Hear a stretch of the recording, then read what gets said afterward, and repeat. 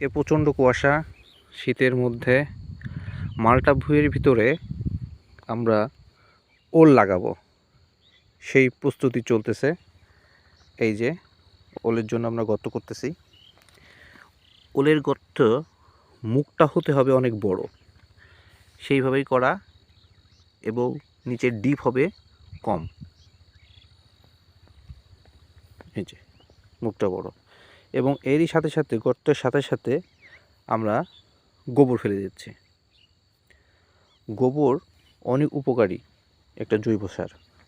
গোবরের কারণে ওলটা বসাতে হবে ঠিক গোবরের উপরে, তাহলে খুব দ্রুত সে শিকড় বিস্তার করবে এবং তার প্রয়োজনীয় খাবার খাইতে পারবে এবং দ্রুত বৃদ্ধি পাবে।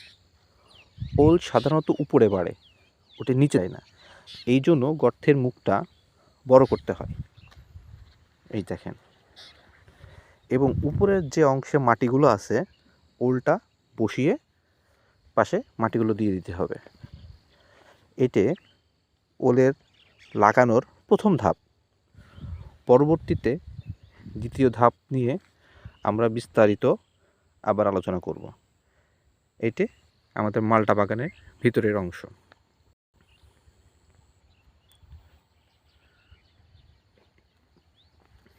মালটার বয়স 1 বছর।